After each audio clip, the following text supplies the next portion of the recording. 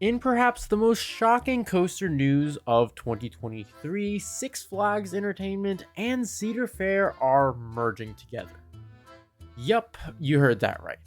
So Cedar Flags is indeed becoming a real thing.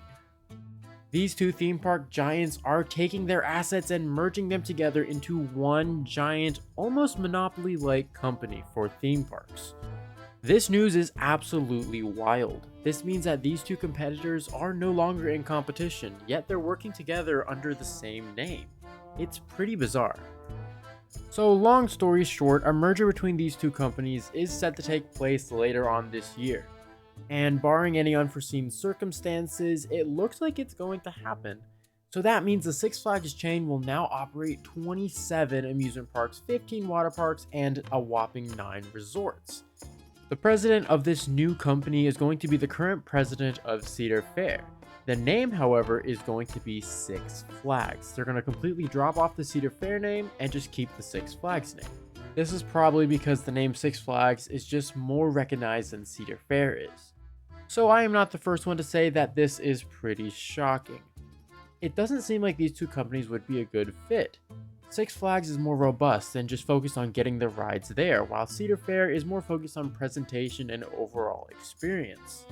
So what's going to happen now? So not much. The current Cedar Fair properties are pretty much going to stay the same. They're going to retain their original name and retain the experience that they currently offer. The same goes for Six Flags. Not much of their current parks are going to be undergoing an immediate transformation into something new. They're still going to retain the DC theme, and then Cedar Fair is also going to retain the Peanuts theme. The part where this gets really interesting is in the coming years. I'm talking about maybe 3, 4, or 5 years down the road. What is going to happen? Well, I do think it is possible for parks to receive slight changes. That is, maybe getting a DC edition into a Cedar Fair park, or maybe getting the Peanuts to be part of a Six Flags. We are truly in uncharted territory about this. But I'm pretty sure if you're watching this channel, you are pretty much only concerned about one thing, and that is the coasters.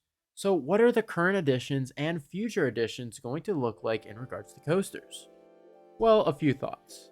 I don't think we'll be seeing any Intamin attractions coming to the parks in the coming years. Since the CEO of Cedar Fair is taking over, they don't really like Intamin, and it's just not a good fit. However, there are a few other companies that I think we'll be seeing a lot more of.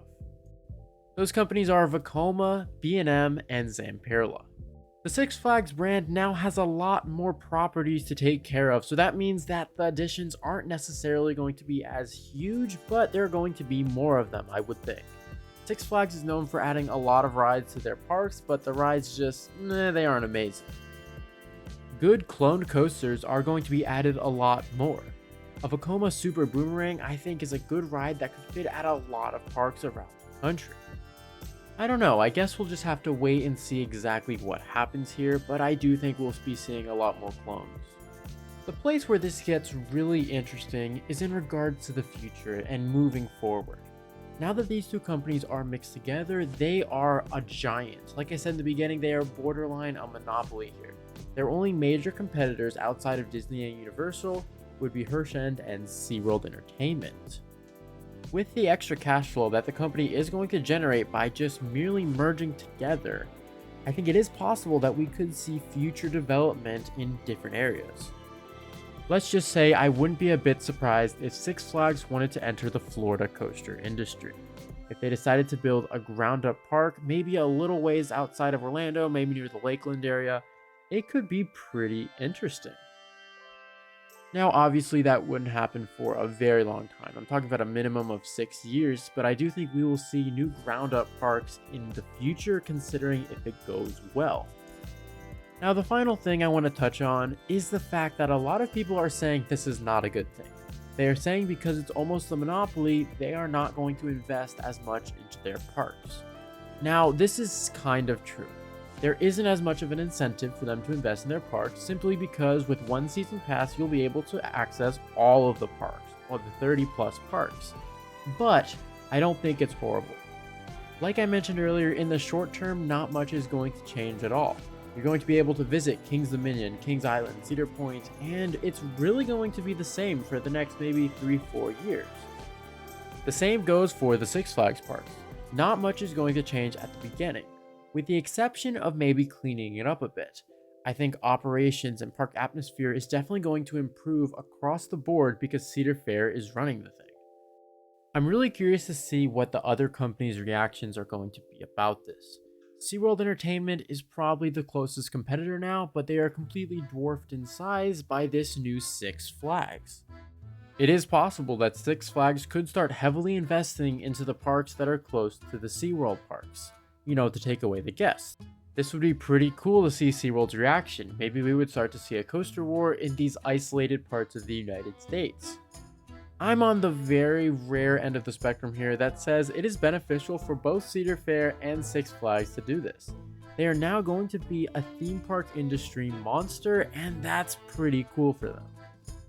The infrastructure that both of these companies receive after merging is alone a reason to do this. This would be the equivalent of if Carnival Cruise Lines mixed with Royal Caribbean International. Both of these cruise lines focus on completely different demographics, but if they combined, they are almost a monopoly. The only other competition you would have would be, Disney. And same thing with Cedar Fair and Six Flags. So now it's your turn. Let me know in the comments below what you think about this. Do you think it's going to end up happening? And what do you think the results are going to be? I'm very curious to hear everyone's opinion about this because we are in uncharted territory in the industry. So thanks for watching. This is the Coaster Josh signing out.